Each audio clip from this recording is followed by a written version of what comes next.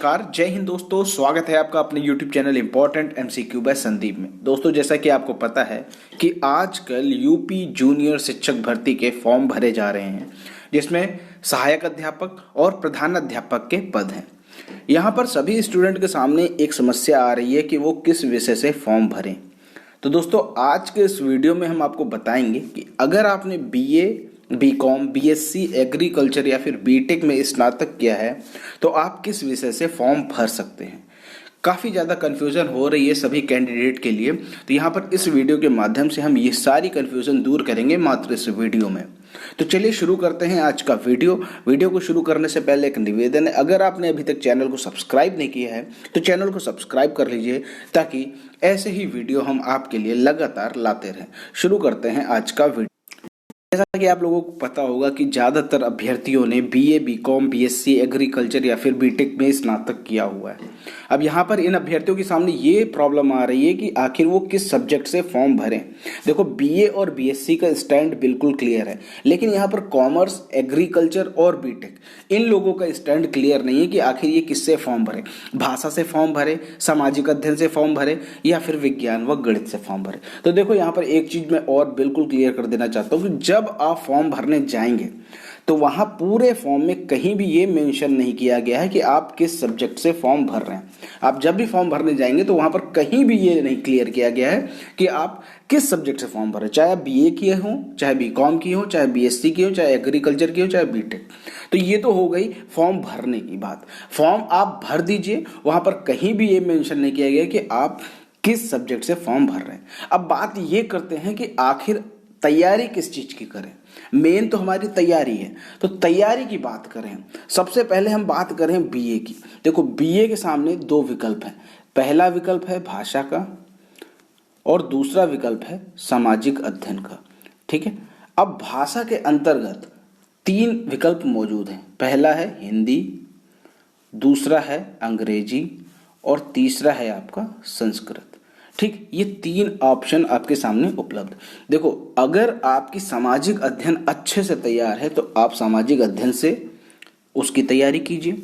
अगर आपको लगता है कि नहीं, हिंदी मेरी ज़्यादा स्ट्रांग है तो आप हिंदी की तैयारी कीजिए, और अंग्रेजी स्ट्रांग है तो अंग्रेजी की तैयारी कीजिए, संस्कृत ज़्यादा स्ट्रांग है तो संस्कृत से तैयारी कीजिए।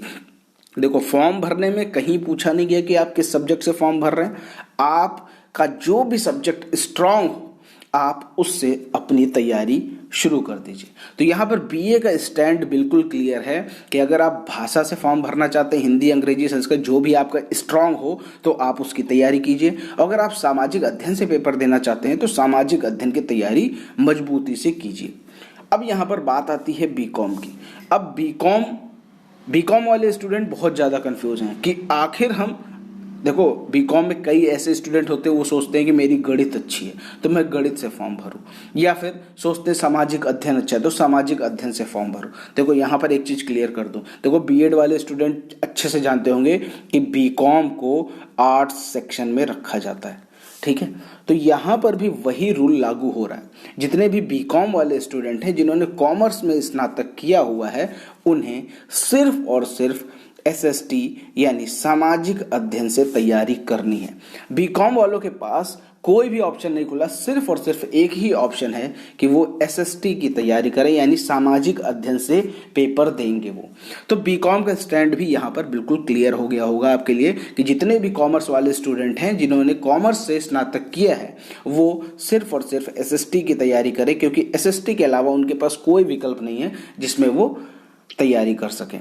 देखो, BCom की बात क्लियर हो गई। अब बात कर ले BSc की। BSc का भी स्टैंड बिल्कुल क्लियर है, विज्ञान और गणित से ही फॉर्म भरेंगे। देखो, विज्ञान और गणित ये बिल्कुल क्लियर है। अब यहाँ पर बात करें एग्रीकल्चर वाले और BTech वाले। देखो, जो एग्रीकल्चर है और जो BTech है ये दोनों साइंस की कैटेगरी में आते हैं। ठीक है, साइंस की कैटेगरी में, तो इनके लिए साइंस और मैथ वाला ऑप्शन सबसे ज़्यादा उपयुक्त है। तो यहाँ पर जो BSc हो गया, जो एग्रीकल्चर हो गया और जो BTech हो गया, इन तीनों वर्ग के अभ्यर्थियों को विज्ञान और गणित की तैयारी करनी होगी। देखो इसका पूरा सिलेबस तो आपको पता ही होगा, नहीं पता है तो मैं आपको अलग से प्रोवाइड करा दूंगा, आप टेलीग्राम ग्रुप पर हमारे ज्वाइन कर लीजिए, वहां मैं आपको इसका पूरा सिलेबस प्रोवाइड करा दूंगा। तो ये चीज आपको एकदम अच्छे से क्लियर हो गई होगी कि बीए वाले अभ्यर्थियों को क्या करना है, बीकॉम वाले अभ्यर्थियों को किस चीज की तैयारी करनी, बीएससी एग्रीकल्चर और बीटेक इन तीनों को साइंस और मैथ की तैयारी करनी। क्योंकि पूरे फॉर्म में कहीं ये मेंशन नहीं किया गया कि आप किस सब्जेक्ट से फॉर्म भर रहे हैं, यहाँ पर मेन ये है कि आप तैयारी कौन सी करें। तो फॉर्म में कहीं मेंशन नहीं किया गया, इसलिए फॉर्म की चिंता मत कीजिए, सिर्फ फॉर्म आप भर दीजिए, उसके बाद तैयारी अपनी बिल्कुल रेडी रखिए। बीए वाले जो हैं उनके सामने दो विकल्प हैं, भाषा और सामाजिक अध्ययन का, जो भी आपकी स्ट्रांग है आप उसकी तैयारी कीजिए। बीकॉम वाले के सामने सिर्फ और सिर्फ एक ही विकल्प है कि वो सामाजिक अध्ययन की तैयारी करेंगे, इसके अलावा ना तो वो भाषा की तैयारी कर सकते, ना तो वो विज्ञान गणित की तैयारी कर सकते।